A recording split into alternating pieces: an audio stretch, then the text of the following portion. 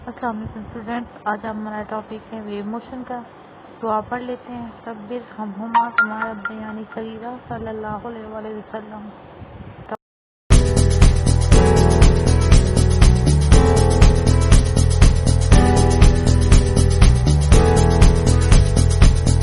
Students बिस्मिल्लाहिर्रहमानिर्रहीम। अस्सलाम वालेकुम स्टूडेंट्स, आज आपका टॉपिक है वेव मोशन।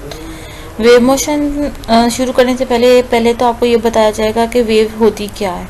वेव स्टूडेंट हमारे पास ये होता है कि जब हमने एनर्जी या इंफॉर्मेशन को एक जगह से दूसरी जगह ट्रांसफ़र करना होता है तो हम जो है वेव्स को लेते हैं। तो जो वेव्स क्या होती हैं, waves are the carrier of energy and information over the long distance. Large distance waves require some oscillating और वाइब्रेटिंग सोर्स। यानी वेव दरअसल क्या होते हैं, these are the energy carriers. अब ये एनर्जी कैरियर क्या करते हैं, ये इंफॉर्मेशन को कैरी करते हैं और एक जगह से दूसरी जगह ट्रांसफ़र करते हैं इंफॉर्मेशन को। अब वेव जो है वो ऑटोमेटिकली जनरेट नहीं होती। अगर हमने कहीं पे वेव जनरेट करनी है तो हमें वेव जनरेशन के लिए ऑसिलेटिंग बॉडी या फिर वाइब्रेटिंग बॉडी की ज़रूरत होती है। स्लाइड पे आपको हम दिखाते हैं कि एक एक्टिविटी है। उस एक्टिविटी में देखें हमारे पास क्या होती है। हमने प्रीवियस स्लाइड पे भी आपको दिखाया था कि एक जो रोप थी वो घुमाई जा रही थी और उसमें क्या था, वेव्स प्रोड्यूस हो रही थी। तो अब एक रस्सी को आपने एक सिरे से तो बांध दिया और दूसरे सिरे को आपने अपने हाथ में पकड़ना है और ऊपर नीचे हरकत देनी है। तो फिर क्या होगा कि उसमें आप देखोगे कि एक लहर सी पैदा होती दिखाई देगी आपको, ठीक है।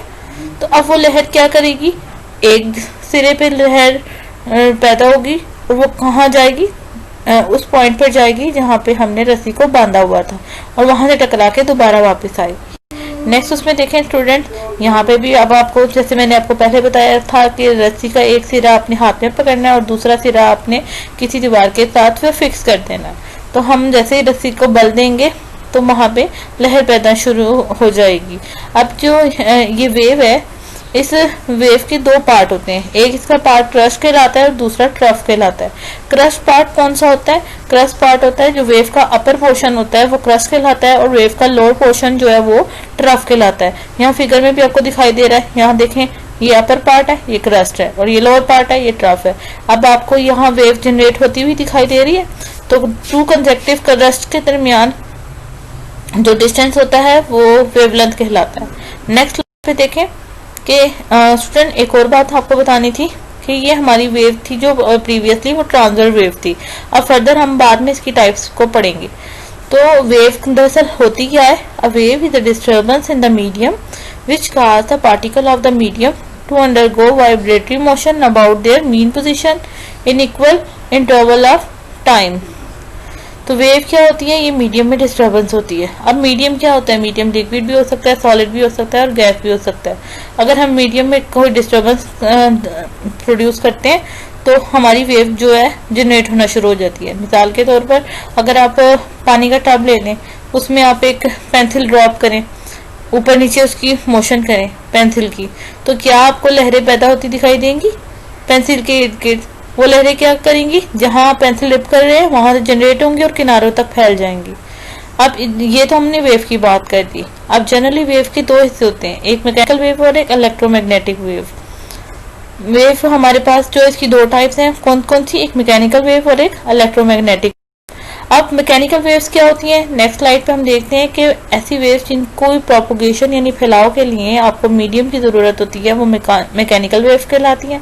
जैसे वाटर वेव, साउंड वेव्स और स्प्रिंग में जो वेव्स प्रोड्यूस होती हैं ये भी हमारी मैकेनिकल वेव होती हैं। अब इलेक्ट्रोमैग्नेटिक वेव्स क्या होती हैं कि which do not require any medium for their propagation are called electromagnetic waves.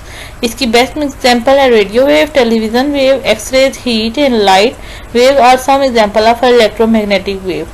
अब स्टूडेंट्स ये आपको पहले भी हम मेंशन करवा चुके हैं कि मैकेनिकल वेव को प्रोपोगेशन के लिए मीडियम की ज़रूरत होती है और इलेक्ट्रोमैग्नेटिक वेव को प्रोपोगेशन के लिए यानी फैलाव के लिए मीडियम की ज़रूरत नहीं होती। इसकी जो बेस्ट एग्जांपल है वो सन की है। आपको पता है कि सूरज के अंदर बहुत सारे धमाके होते हैं। सूरज क्या है, source is the main source of energy. तो इसके अंदर क्या होता है, हाइड्रोजन होती है और हीलियम होता है। हाइड्रोजन के 2 एटम बनते हैं तो हीलियम का एटम बनता है, मतलब हाइड्रोजन के 2 एटम मिलके हीलियम का मॉलिक्यूल बनाते हैं। अब इस तरह हीलियम जो है ना वो ब्रेक करता है तो 2 हाइड्रोजन के एटम को जनरेट कर देता है। अब इस तरह प्रोडक्शन ऑफ हाइड्रोजन में और प्रोडक्शन ऑफ हीलियम में एनर्जी रिलीज भी होती है, एनर्जी एब्जॉर्ब भी होती है, लेकिन इसके साथ साथ हीट प्रोड्यूस होती है, साउंड प्रोड्यूस होता है। लेकिन हमने ये बात देखी है कि कभी हमें हीट और लाइट तो सूरज से आ जाती है, लेकिन सूरज में जो धमाके होते हैं उसकी आवाज़ हमारे कानों तक नहीं पहुंच पाती। इसकी क्या वजह है? इसकी ये वजह है कि सूरज और ज़मीन के दरमियान में खला आ जाती है, और खला यानी स्पेस वो जगह होती है जहाँ कोई मीडियम नहीं होता। तो इससे ये बात साबित हो जाती है कि लाइट वेव, हीट वेव्स जो हैं वो कौन सी वेव्स होती हैं?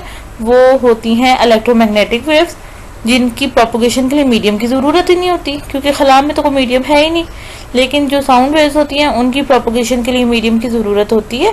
तो इस वजह से खला की मौजूदगी की वजह से हमें साउंड वेव जो है हम तक नहीं पहुंच पाती, इसलिए हम सूरज में होने वाले धमाकों की आवाज़ नहीं सुन पाते। तो यहाँ पे आप देखें कि जैसे हीट जनरेट हो रही है, ये इलेक्ट्रोमैग्नेटिक वेव्स की एग्जाम्पल है। ठीक है नहीं